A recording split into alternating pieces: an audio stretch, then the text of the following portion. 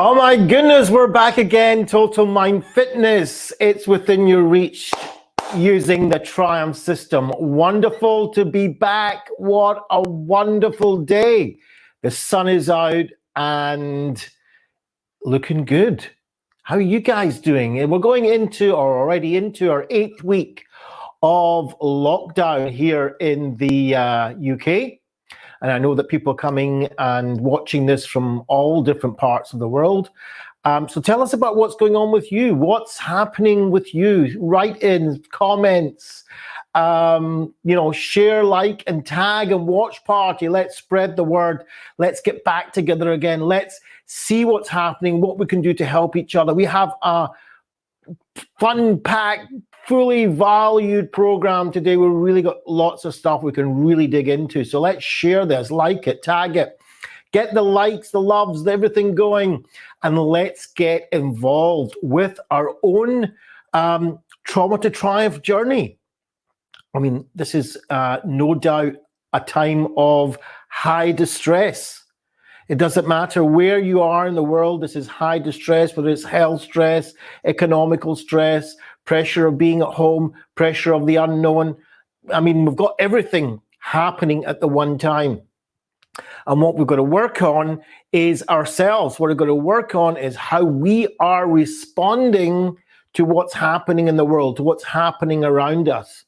And we can do this through the T.R.I.U.M.P system. We can do this by working through the different modules of the T.R.I.U.M.P system and getting ourselves a kickstart and up and running. So don't forget to say hello in the comments. Don't forget to ask questions, interact, do what you think is, ask whatever you want, and let's get this show on the road. Remember, we are every single morning, Monday to Thursday, 11 a.m. UK time. So wherever you are in the world, you can work out what that time is, and you're welcome to join. There are also replays available, so you can go into It's Within Your Reach Facebook page. It's Within Your Reach YouTube channel, and definitely catch up there as well. Okay, so what are we talking about? What is all this about? Well, it's about moving from trauma to triumph. It's moving from distress that we have into a place that we can respond healthily, usefully, so that we can increase the quality of our life. Is that something you want to do? Put yes in the comments. If you want to increase the quality of your life from where it is right now to something of higher quality, put yes in the comments. And let's get this on the road. Now, how do we do this? How do we move from trauma to triumph? Well, this is what this is all about, and what we've been working on for the last few weeks. And we're moving and we're transforming our behavior. The T in Triumph is about transforming our behavior and our habits. And so far, we've gone through every single letter of behavior, every single module there, and we've opened it up, unpacked it, and worked on it. So you can go back to earlier modules of the behavior side of the transformation. What we're working on now is the habits side. Okay, it's about transforming our habits. What are habits? Well, habits are automatic behavior. It's a fixed way of thinking, and we just repeat and repeat and repeat and repeat. And we don't even, we're not even aware most of the time that we're doing it. Just think of the habits. You got any habits? Put them in the comments. What habits? Some of them are very useful habits, some of them less useful. So what habits do you have that you're able to share with us, of course, that put them in the comments. What habits do you have, particularly those habits that are holding you back, or that you would like to not have? So what habits do you have Stick them in the comments and let's share and let's see what habits you have. I know that up until 8.5 years ago, one of my habits was smoking cigarettes, and I was smoking so many cigarettes, and I was totally unaware of it. I mean, let's say there's 20 cigarettes in a box or a packet or whatever. I would reckon only a small amount of them I was actually aware of that I was smoking. So you could ask me anytime during the day, don't open the box of cigarettes, tell me how many you've smoked today. I wouldn't have the answer to that. I just wouldn't know. That habit was so strong that sometimes I would have a lit cigarette and I would have put it down in the ashtray and then gone to the box of cigarettes and opened another one up. And I would have a lit one right in front of me. If you smoke, you know about this. You've done this. You recognize what I'm talking about. And if you don't smoke, you don't want to know.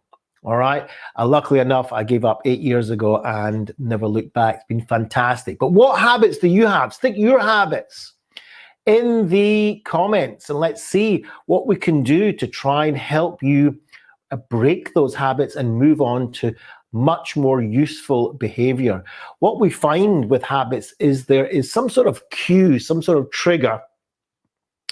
And these triggers don't always need to make any logical sense, but some sort of trigger, then we go into this routine habit and then we get some sort of reward out of it. So with me smoking cigarettes, my trigger could be the fact that I got very upset, or I was offended, or I was feeling nervous, or I was feeling happy and excited.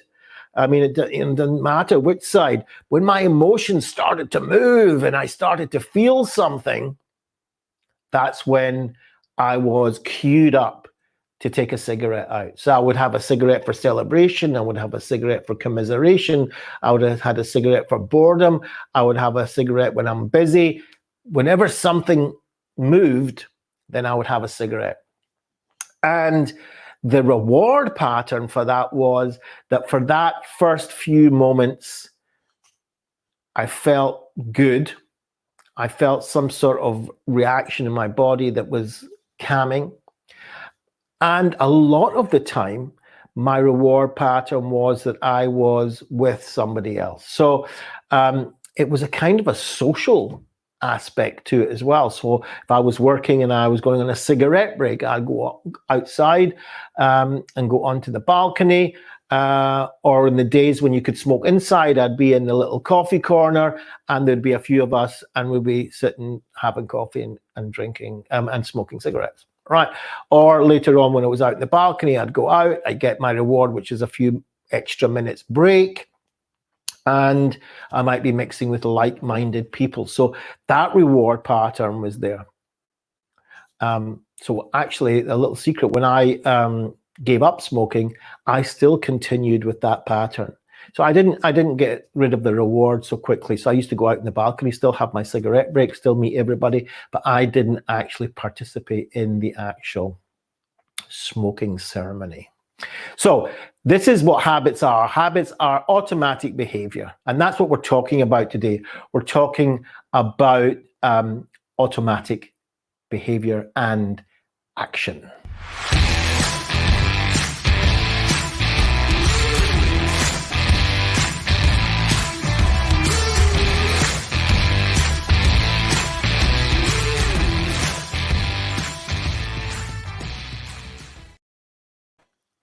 So we're talking today about action and automatic behavior, okay? And with the actions and the automatic behaviors we have, I mean, ask yourself, what have you done so far today that has been automatic? You almost not even thought about it. You're not even aware, you just do it. It's just like part of your daily routine, you do it. Right? When I smoked cigarettes, I'd wake up in the morning, I'd go and put the kettle on. Already that was an automatic behavior for me. And I'd sit and have my coffee and my cigarette. That was just a pattern, an automatic pattern. I can add, jumping in the shower. I could be half sleeping. I don't, no matter what happens, I get up in the morning, first thing I do is go and have a shower. And likewise with brushing my teeth, right? It's just an automatic, it's built in that whether I'm thinking about it or not thinking about it, that's just the routine. So I've got my having the shower, doing my teeth, and making myself a cup of coffee. Okay. And when I smoked, I added the cigarette to that, right? So, and that's just before, that's just in the first, hour in the day. Okay, so already I'm involved in automatic behaviors. Now, automatic behaviors in general are not a bad thing. It's not a bad thing or a good thing. It's just how we program and how useful these automatic behaviors are. For instance, if we didn't have automatic behaviors, then we wouldn't be able to drive a car very well. Okay, so we sit in the car. If you remember when you learned to drive a car, it wasn't very automatic behavior. So you had to do everything manually. You had to think of every move, of changing the gears, of pressing the clutch, pressing the brake, pressing the accelerator, looking in the mirror, turning the wheel. There's a whole bunch of different behaviors and actions that you've got to do that until they actually sink in and become habitual and become automatic for you, then driving a car is extremely difficult. But once they've settled in, once they become automatic, then driving a car becomes, second nature, as they say. We don't even have to think about it. We know that we change gear at a certain sound that we hear, or we feel it in the car. We look out before we move out. We look in our mirror every so often, and we hold the wheel, and everything becomes routine and automatic. And that's great. And that helps us to apply our attention to what might be more important things when we're driving, for instance. If we're having attention and changing the gears and looking and thinking all the time, we might not be watching the road as much. We might not be paying attention if there's any hazards and dangers on the way. So the fact that we have automatic behaviors allows us to free up our attention and focus on the things that matter, the things that are important. And so the fact that we have a skill, we have an ability to have automatic behaviors can be very, very useful. But they can also be very unuseful. And we have to be able to distinguish, is my behavior useful or not useful? Is it healthy for me or not healthy for me? Okay. And so smoking for me was useful at one point in my life when I was a teenager, and smoking helped me be part of the crowd, be accepted by my friends and them with me. And so smoking became part of the thing. But then I grew up and it became not very useful for me. And so I gave up. But that was after a long time. And there's plenty behaviors that were relevant at one time, and in the short term, they might still be relevant.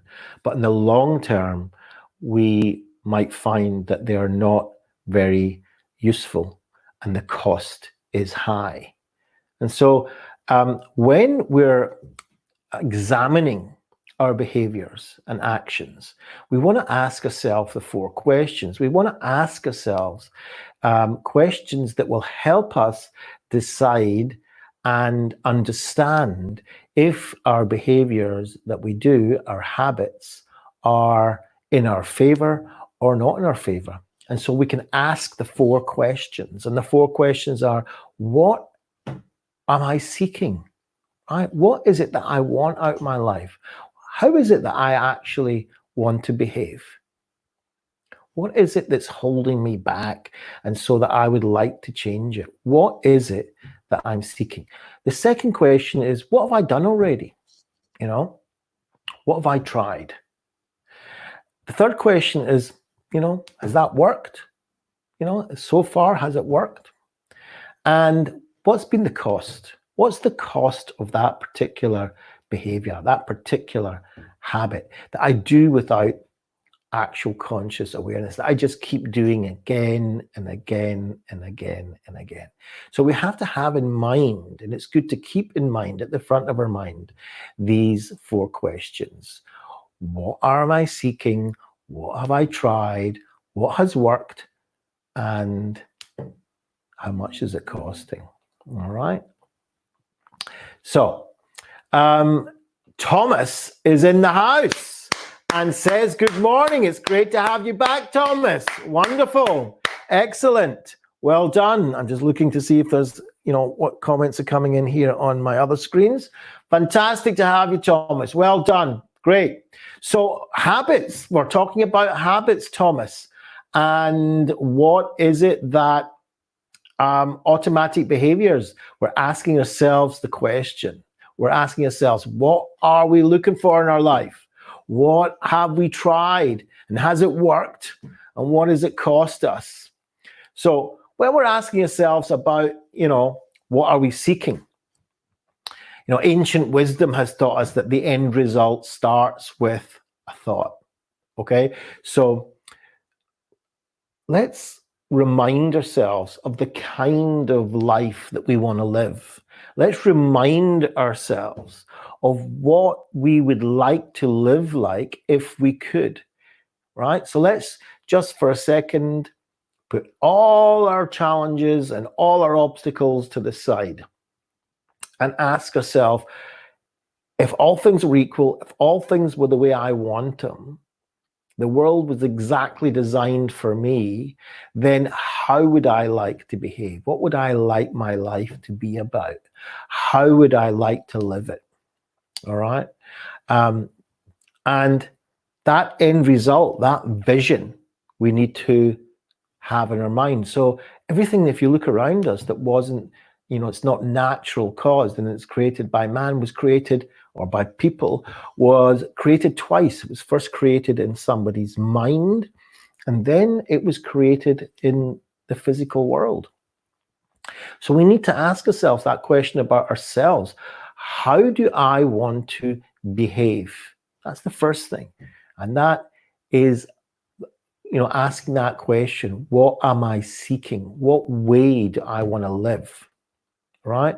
Very, very important question to ask us is, what way do I really want to live? So I used to ask myself that question a lot when I was smoking, for instance. And there was a time where I said, yeah, I really do want to smoke. But eventually I began to feel it. I began to understand that this wasn't good for me. And so, I started to try and vision myself without smoking cigarettes. And I enjoyed it. So, don't get me wrong. I'm no angel, and I enjoyed that whole ceremony. I enjoyed the social part. I enjoyed the actual, sucking it in, the whole thing. I enjoyed buying them. I enjoyed the noise of the packet. I enjoyed the banging bit, the whole, the whole shebang. I bought into the whole story of that behavior. And it became so automatic that, only when I looked down sometimes at my ashtray, or when I was going to empty it, or at the end of the day when it was really busy and I saw how many cigarette ends were in that ashtray, it horrified me. Absolutely horrified me. It didn't stop me, but it horrified me. And eventually I got to that point where I said, no more. Okay. And that no more started here. So what do you seek for yourself? That's really, really important. The next question is, what are you going to do about it, basically? What have you tried? What's your game plan? Okay. So if you continue, as they say, to do what you've done, you'll always get what you got, right? So there's got to be a game plan. If you're just going to leave it to the way it is, then, nothing's going to change, right? Change is, on one hand, not very easy because our brain doesn't like change that much, right? It likes to know what it is. What's commonly known as the comfort zone and things like that. But basically that routine, that habit, brain likes that. And the reason why brain likes that, among others, is that it's cost effective for the brain. It doesn't have to, use too much energy. It knows what it's doing. Everything's planned. It's all done. It's all done and dusted. There's really strong neural pathways. It's easy to do. It's easy to execute. And it's been repeated again and again and again. So again, the amount of resources that's needed for habitual behavior is much lower than when you need to change. And that extra resources causes a certain amount of distress to the brain. So it prefers that we continue to do what we've always done. The problem with continuing to do what we've always done is most likely we're going to get the results that we've always had. Okay, so if this is not something that is in your game plan, it's not something that's really working for you, this behavior, then the way out is change. Okay, and change we have to be ready for. We have to take upon us that change not necessarily is something that's going to be easy. In fact, it might be difficult, although there are surprises. And when eventually, going back to my cigarette story, I decided that I was going to give up, it was one day to the next. No hypnosis, no nothing, no treatment, no anything. I took my packet of cigarettes, it still had a couple of cigarettes in them. I chucked them in the bin after I had my last cigarette that I decided for myself, and that was it. And I never looked back. No cravings, no nothing. And no withdrawal symptoms. It was total switch. What I did do, which I told you, is that I continued to get the reward. So I continued to go out for the cigarette break.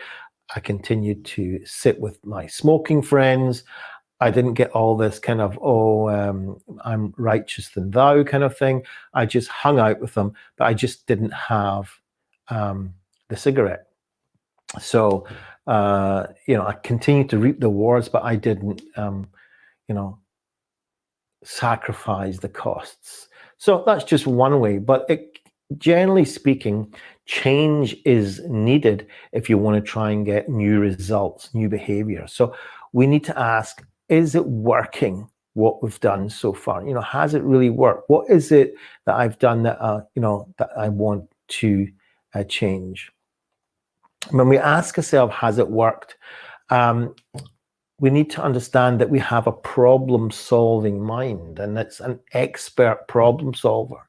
And so on the outside world, there's no better problem solver than the human mind for, getting a challenge on the outside world and solving it. And sometimes our mind can solve things super fast. And if you get a group of people and you get a group of minds together, and that's where team effort comes into play, we can solve extraordinary problems and challenges.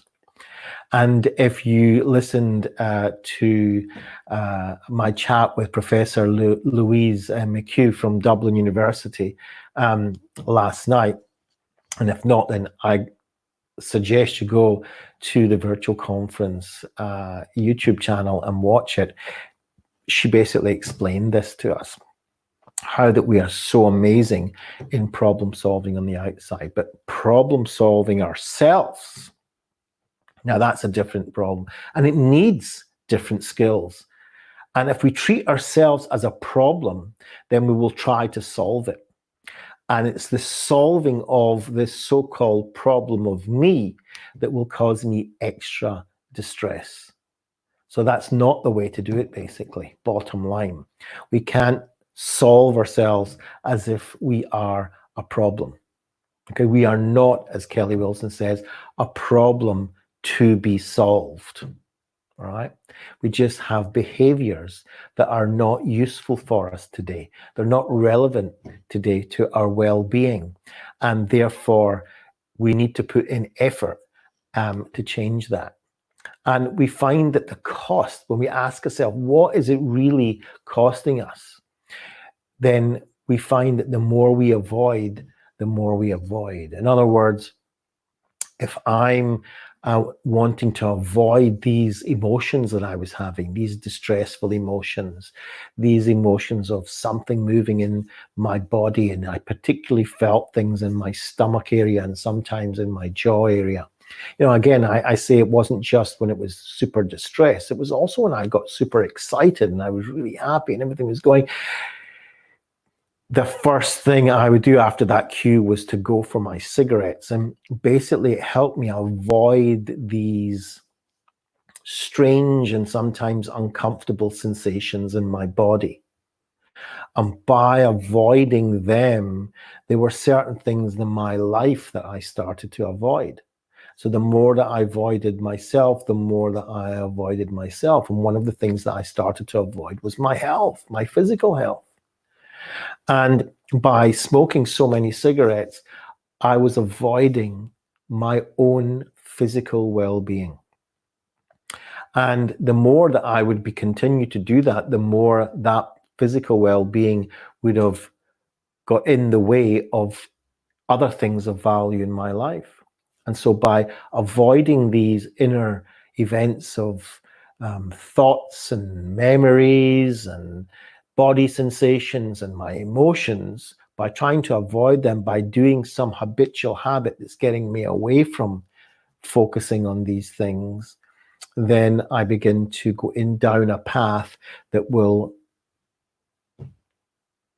avoid other important things in my life. Okay, so, you know, examine, ask yourself these 4 questions. So Thomas is saying there is a positive intent always involved. Absolutely, Thomas. The habit has a positive intent, or it did at one time. Absolutely. So it's running an old program. Yeah, absolutely, an old program. It's always relevant at one point in our lives. Just like I told you, my smoking, it really was relevant. But yeah, if you don't change the program, if you don't update it, if you don't make it suitable for your circumstances today, then as you said, you're running an old program. One thing I love about what I do is learning what these are. Yeah, there's a certain discovery that can be really enjoyable, right? So if we want to do that discovery, we can ask ourselves these 4 questions, right? And when we ask ourselves these 4 questions, we can, you know, and be curious about it, not judgmental. You know, don't need to be, oh, this is bad, this is good. You know, what am I wanting out of my life? What have I tried already? You know, has that worked? Is it working for me now? And what's it costing me? You know, it can be very expensive. The cost, not just talking about money expensive, but life resources expensive. So we want to ask ourselves these questions without judgment, with just curiosity, as if we're a little kid. You know, kids are great. They're always asking questions, always. You know, you don't turn around and say, oh, that's, you know, well, we certainly shouldn't turn around to, you know, a 3-4-year-old. That's a stupid question. Yeah, that's great. You're asking questions. Keep asking more. Sometimes it can get a bit on the nerves. I can understand that. But it's a wonderful thing that children ask questions, because they're absorbing, and they're so curious, and they just want to find out more and more. If you take it from the kids aspect, it's just so wonderful to see how a child can absorb so much really new information, but how curious they are, innocently curious, without judging. Is that just, what is that? Why are you doing that? What's going? Wonderful. So we want to ask that about ourselves. We want to be curious about ourselves, almost like a childlike curiosity, and find out, wait a minute, you know, what is it that I really want? How is it that I want to behave? You know, up until now, I've been doing this and this, and, you know, I don't know, is that really working for me? Is that really relevant? Is it, you know, what's the cost? Is the cost, you know, higher even than the benefit? You know, the short-term benefit might be there. It might even still be relevant today. That short-term benefit of having the relief of not dealing with my thoughts and my feelings and my memories and my urges and, you know, my body sensations. I might get instant relief. Yeah, that instant gratification of having, yeah, that's very real. Let's not judge that as a bad thing. It's real. But is it costing me on the long term? Very, very expensive resources, like my life, like my relationships, like my work, like my play, like my, and we can go on and on, my spirituality, my mental fitness, my physical fitness, my spiritual fitness. It's really important to ask these questions. What are the costs? And Thomas comes back and says, by the time the client is in the chair, they have tried and tried and tried to stop the habit. Just having an understanding of what is driving that habit is powerful in itself. Know that there isn't something wrong with them. Absolutely 100%. There is nothing wrong with you, right? There's nothing wrong with our clients. There's nothing wrong with ourselves. There's nothing wrong. People are not broken. We need to understand this. They may have behaviors that are not in their best interests. So it's not in their best interests personally. It's not in their best interest in their relationship with those close to them, around them. It's not in their best interest in their relationship with their work. It's not in their best interest with their relationship with their community, with their society, with the world. Okay? That is changeable.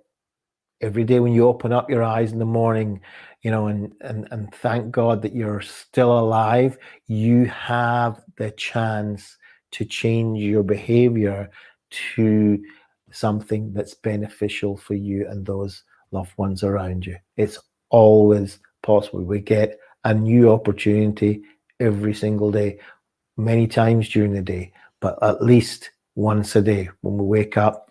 This is now an opportunity for change to behave in a way that's beneficial to me and those around me, right? Thomas continues, I tend to find that it's usually a really minor thing, but we tend to focus looking for the answers in the big stuff. The bigger problems are usually about control. I want control, and the more I want control, the more I'm going to have the problem. So when we're talking about inner stuff, when we're talking about, thank you very much, Thomas, for that. That's great. I love the way that you interact here, the way that you have this modeling of, contributing to this and everybody that's watching this. So thank you very much, Thomas. The more we don't want it, the more we get it. The more we try to control it, the more we get it. It's not about control. And that's a problem with people that try to stop their habits. They want to control them. They want to control it. They want to control it. It's not about controlling the habit. The habit is there to serve you. Okay? We need to realize this. When it was basically installed and we practiced and practiced and practiced, there is no behavior that doesn't serve us. It just might not be serving us as well as we think it is, right? So our brain is not going to give it up easily.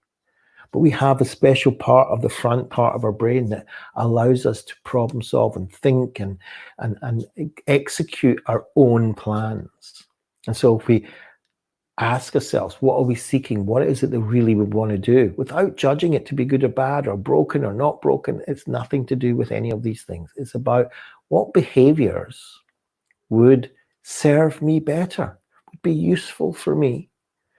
Is this behavior that I'm doing useful for me? If it's useful, it's useful. It's great. It's really useful for me to have automatic behaviors when I'm driving a car. Yeah, I'm not going to change that. It's really useful for me to have automatic behaviors when I'm walking one foot in front of the other. It's also automatic behavior. If I had to think manually about putting my left foot forward, my right foot forward, my left foot forward, my right foot forward, I wouldn't get anywhere. It would actually be very difficult to walk. And I'd be so concentrated on that I would miss the rest of my life, my world that I'm in. I might start bumping into lampposts and things. So it's about what is useful for us, what's serving me well in the way that I would like to live. So yeah, I want to live a healthy life. I want to live a joyful life. I want to live a life of productivity. I want to live a life of high value. And cigarette smoking for me really wasn't fitting into that life that I was seeking for myself. And so I asked myself, what have I tried? Well, I tried this and I tried that and I tried all sorts of other things. And I just kept coming back to cigarettes, because when I tried to do something different, it really wasn't kind of, it wasn't filling that void. So I had to realize that it wasn't about the cigarettes. That was not the issue. That was my way of trying to solve the problem, you see. You see, when we think the cigarettes are the problem, then it's very difficult to give it up. But when we realize that the cigarettes are not the problem, the cigarettes are my way of trying to solve the problem. It was my self-medication. It was my way out. And that was just the way out that wasn't going to work for me in the long term. I realized that what was happening was I was trying to avoid everything that was going on inside myself. I was trying to avoid these thoughts when I got angry, and my feelings when I got angry or excited or sad or whatever was happening to me emotionally. It was causing something inside that I didn't want to have and I didn't want to touch. Okay, and when I had this rumination and in conflict and I was getting all worked up, that was the cue for me to go and open up my box of cigarettes. So once I realized what was the source here, what was the cues, what was the things that I was trying to avoid, I realized that avoiding myself was causing me to avoid other wonderful things in my life, and especially my physical health. Okay, so it's that examination, and Thomas is absolutely right. There's always something beneficial. There's always a positive intent to our behavior. It's just we need to examine it in the big picture. Is this working for me? Is this something that I want to continue to pursue and to behave like? So thank you very much, Thomas, for that. That's great that you participate and be part of this. Okay, so my friends, we have come to the end again of a wonderful session of It's Within Your Reach using this T.R.I.U.M.P system. We've been talking today about habits, and a part of that habits is that automatic behavior, those actions, and how we can ask ourselves these 4 questions to help us examine what is the costs and what kind of behaviors we want to change.